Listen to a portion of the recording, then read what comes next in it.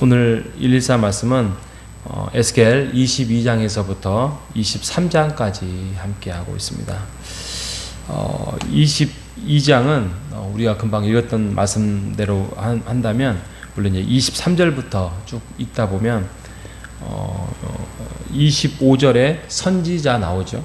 그리고 제사장 26절, 27절 고관들, 또 28절에 그 선지자들, 29절 백성들, 이렇게 나오고 있습니다. 근데 이 말들이 다 부정적인 말씀입니다. 예를 들어서 선지자들은 반역하였다. 사람들의 영혼을 삼키려고 하고 재산을 탈취하고 과부들을 많게 하였다라고 합니다. 제사장들도 율법을 범하고 성물을 더럽히고 거룩함과 속된 것을 구별하지 아니하였다. 고관들도 이리들과 같아서 불의한 이익을 취했다. 백성들은 포악하고 강탈하고 궁핍한 자들을 함부로 대하고 그랬다라고 말씀합니다. 그러니까 지금 이스라엘, 이 남유다의 이 지금의 현실은 어느 거 하나 완전한 게 하나도 없습니다.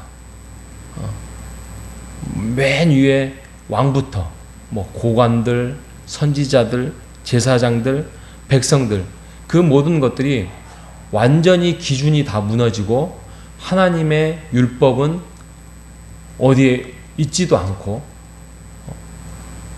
하나님을 따르는 것보다는 자기들의 우상을 섬기고 그 우상으로 인해서 이익을 챙기고 했던 아주 총체적인 타락을 가져온 게 지금 이스라엘의 상황이었습니다.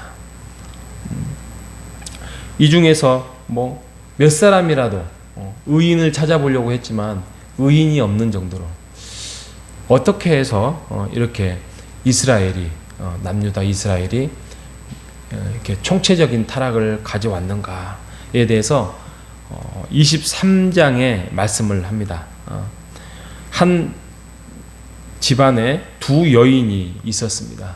두 여인인데 그 여인의 이름은 큰 딸은 오홀라, 두 번째 딸은 오홀리바랍니다. 근데 이 사람들이 타락을 했어요. 타락을 해서 행음을 하고 자기의 몸과 마음을 아수르나 또 이방 사람들에게 다 내주고 그렇게 살았습니다. 그런데요, 그 이름이 참 재밌습니다. 그 이름이 아까 그 큰 언니는 오홀라라고 했죠. 오홀라의 그 이름이 원래 오헬이라는 어원에서 나왔습니다. 오헬은 장막이에요. 장막. 하나님이 거하시는 장막. 그래서 오홀라 그러면 장막을 소유한 여자 이렇게 있습니다. 그러니까 장막을 소유했다는 뭐예요? 하나님을 소유했고 하나님의 임재를 소유한 여자라고 이름은 있습니다. 그런데 하나님을 소유한 게 아니라 금송아지를, 우상을 소유하게 된 것입니다. 오홀리바 그 동생도 마찬가지입니다. 오홀리바의 뜻은 장막이 그녀 가운데 있다. 하나님이 그 가운데 있다.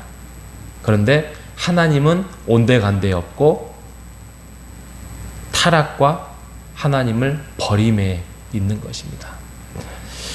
그래서 23장에 좀 긴데요. 23장 모든 내용이 이 오홀라와 오홀리바에 대한 어떤 재판, 심판에 대해서 쭉 말씀하고 있습니다. 이것들 음란하고 하나님을 저버리고 이렇게 말씀을 하고 있는데, 여러분 이 오홀라와 오홀리바의 그 내용만 보더라도 우리가 한번 생각해 볼 게 있습니다.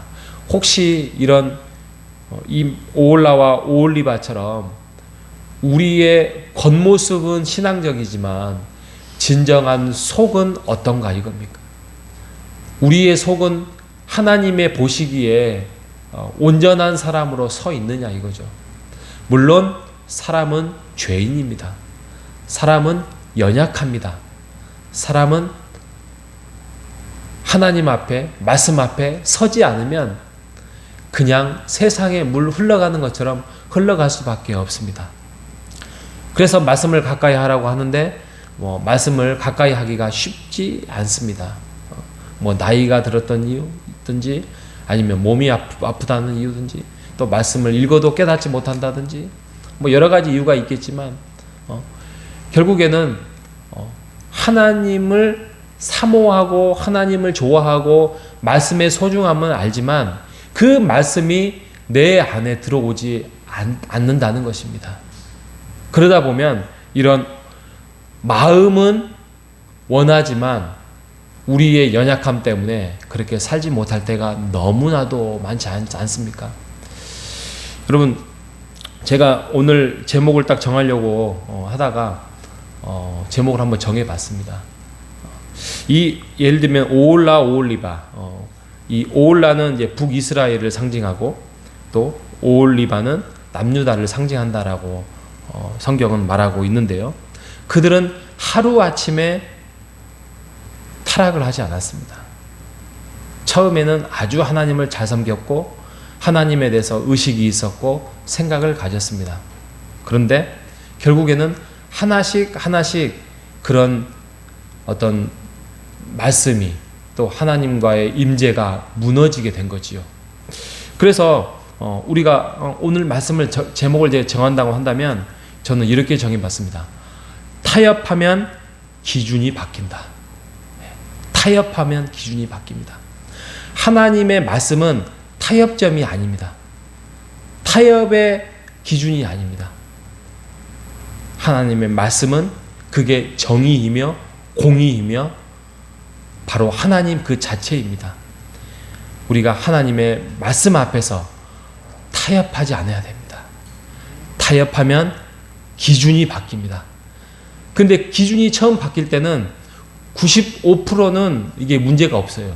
그런데 95%가 이게 90%가 되고 80%가 되고 70%가 되고 50%가 됩니다. 그러면서 자기의 몸과 마음이 하나님보다는 다른 거에 두고 살아버리게 됩니다. 혹시 우리 안에 나의 그런 타협이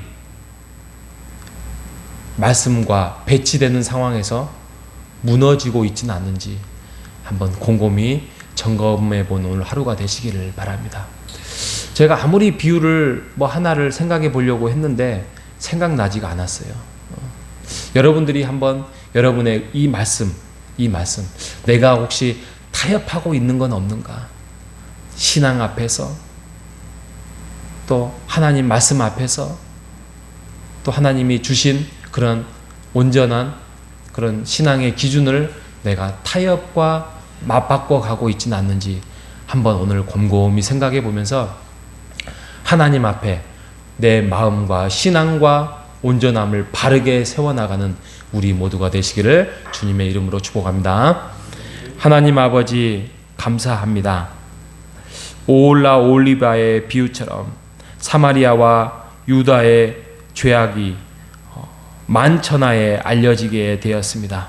하나님, 이름은 정말 장막을 소유했고 장막이 그녀 가운데 있다고 하지만 그들은 행음하고 무너지고 우상으로 하나님의 이름을 먹칠했던 그 모습들을 살펴보면서 지금의 우리의 사회를 살펴보면 정말 병든 것이 많고 정말 무너진 것이 많고 또 옳은 것이 없고 거룩한 것이 제대로 서 있지 못하는 이 사회 현상을 보면서 하나님, 우리 자신 먼저 하나님의 말씀 앞에서 거룩과 하나님의 신실하심을 세워나가는 우리 모두가 될 수 있도록 이끌어 주시옵소서.